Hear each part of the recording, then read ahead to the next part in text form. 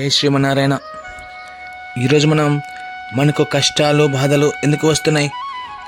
ఎంతో ఆనందంగా సంతోషంగా జీవించాల్సిన మనం ఎందుకు ఈ కష్టాల సుడిగుండంలో మునిగిపోతున్నాము?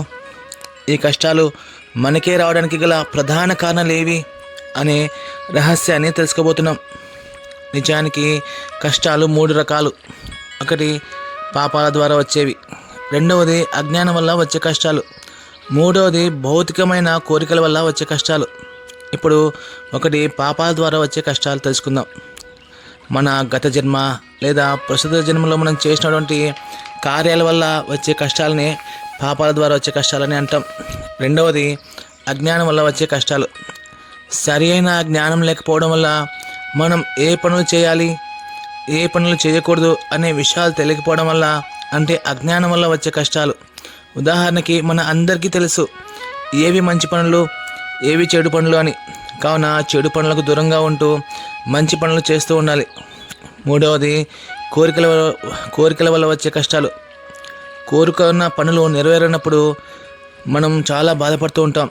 కావున దీనికోసం మనం ఎప్పుడూ కోరికలను నియంత్రించలేం, ఎందుకంటే అవి ఎప్పుడు వస్తూనే ఉంటాయి. అయితే మనం చేయాల్సిందల్లా మన కోరికలను దారి మళ్లించాలి.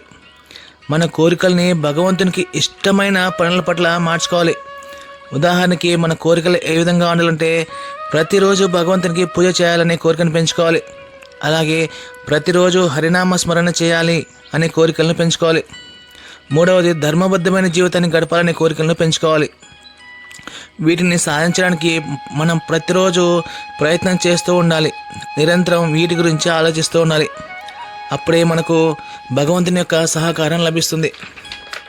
ఉదాహరణకి భగవంతుని పట్ల పవిత్రమైన మనసుతో ఎవరైతే పూజ చేస్తారో వారి కష్టాలు ఆటోమేటిక్గా వెళ్ళిపోతాయి. ఈ కష్టాలను పోగొట్టుకోవడానికి మనం ప్రత్యేకంగా ఎలాంటి ప్రణాళికలు వేయాల్సిన అవసరం లేదు. అలాగే మన మనస్సును ఎలాంటి ఇబ్బంది పెట్టుకోకూడదు. మన అందరి సమస్యలు, కష్టాలు, బాధలు తెలిసిన ఏకైక వ్యక్తి ఆ శ్రీమన్నారాయణుడే. అతడు మాత్రమే మనల్ని పడేయగలడు అనే సంపూర్ణమైన విశ్వాసంతో ప్రతిరోజు భగవంతుని యొక్క పూజ, హరినామస్మరణ, ధర్మబద్ధమైన జీవితం గడుపుతూ మనకు ఎటువంటి కష్టాలు రావు. ఒకవేళ వచ్చిన భగవంతుడు వాటిని అతి సులభంగా తీసివేస్తాడు.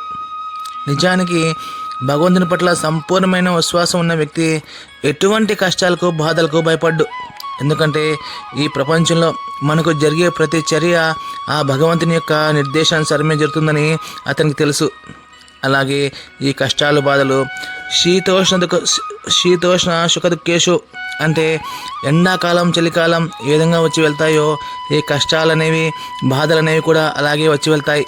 కావున వీటి కోసం ఎక్కువగా బాధపడాల్సిన అవసరం కానీ, చింతాల్సిన అవసరం కానీ లేదు. ఎందుకంటే ఇవన్నీ ఇచ్చేది భగవంతుడే. కాబట్టి భగవంతుడు ఇచ్చిన ప్రతి దానిని మనం స్వీకరించాలి. ఇంకా వీలైతే ఈ కష్టాల సమయంలో ప్రహ్లాదునిలాగా, పాండవుల్లాగా ఎక్కువగా భగవంతుని యొక్క సేవ, హరినామస్మరణ మీద పూర్తిగా ఆధారపడాలి. అప్పుడే భగవంతుడు వీటిని అతి సులభంగా ఈ యొక్క కష్టాల నుండి మనల్ని పడేస్తాడు.